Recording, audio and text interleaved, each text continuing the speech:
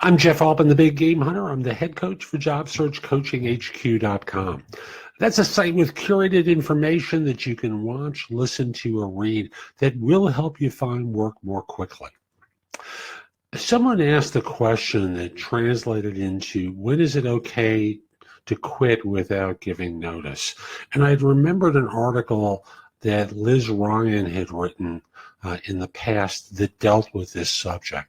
Liz is a tremendous resource. This was released February 17th, 2018 on Forbes. Great piece. I want to give her full credit for this because it is a good article. And it starts off answering someone's question. And lesson number one here is don't give notice unless you know you'll get paid for it. So always make sure that the firm you're working for has a history of paying. Like, I know I worked with a search firm in the past where I knew that if I walked out the door, I was not going to see my money unless I went to the Department of Labor. And that was going to take more than a year. So I collected a commission check and left a little bit behind, less than $1,000, and collected a check for about $25, and walked out the door with my things and resigned the following Monday. So I'll just simply say, never give notice unless you know you'll be paid for it. And then she goes on to say, here are reasons why you can quit without giving notice. And the first one is one that I've covered in previous videos. If you feel physically afraid to stay, then get out. Never stay where you feel at risk.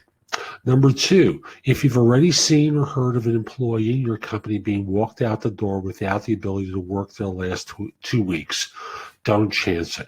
Tell your boss you're quitting on your last day of work and not a moment before. Number three, if you're going to work for a competitor and you haven't seen any evidence that your company will honor your 2-week notice period, don't give them the opportunity to jerk you around. Don't give notice. Just leave.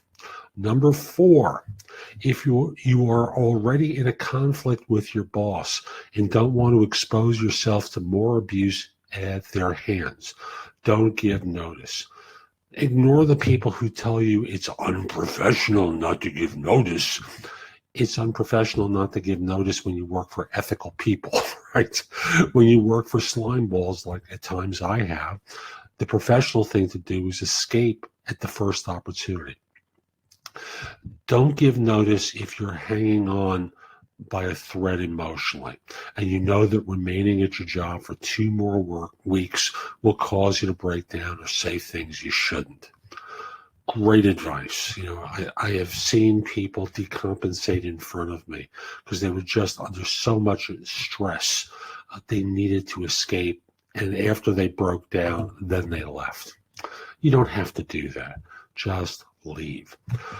Don't give notice if you need time to collect yourself and recover before you start your new job. I've been, as a recruiter, I've worked with people who said, I need 2 weeks off before I go to the new job.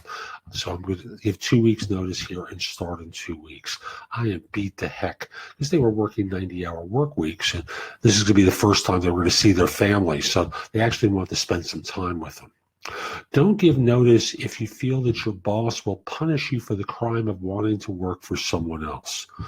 Boy, is that a big one. And she writes, unfortunately, this is not an uncommon occurrence. Some managers will use your last 2 weeks to insult you and put you down. Like, there was a guy I represented when I worked in recruiting who had been with one of the large oil companies for 30 years. He was making very little. He was like a junior programmer, having started off as a clerk and worked his way up. And he gave notice. It was a big day in his life. He gave notice. And you know what they did?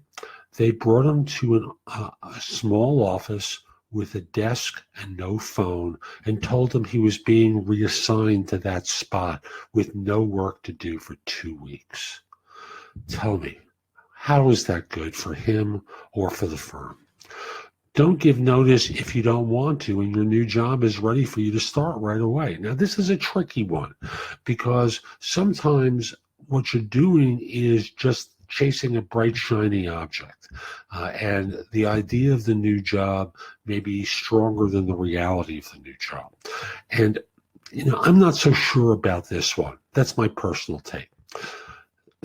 Skip the 2-week notice period if your company is laying people off anyway.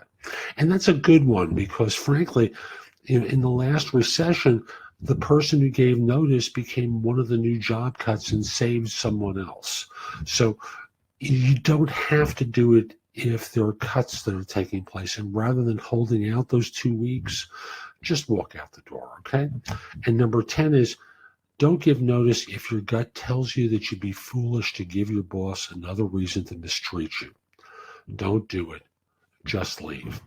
These are great tips from her. I have a quibble about one of them, but overall, it's great advice, specific circumstances under which it makes sense not to give notice. So I hope you find this helpful. And if you did, and you're interested in my coaching, you contact me first by connecting with me on LinkedIn at linkedin.com/IN/the Big Game Hunter. Mention that you saw this video because I love knowing that I've connected with people and been helpful. And then if you're interested in my coaching, you send me a message through LinkedIn. We'll schedule a time to speak and get acquainted. Also want to say that I don't work for free. So, my least expensive option is through JobSearchCoachingHQ.com, where I have curated information that you can watch, listen to, or read that's going to help you find work more quickly.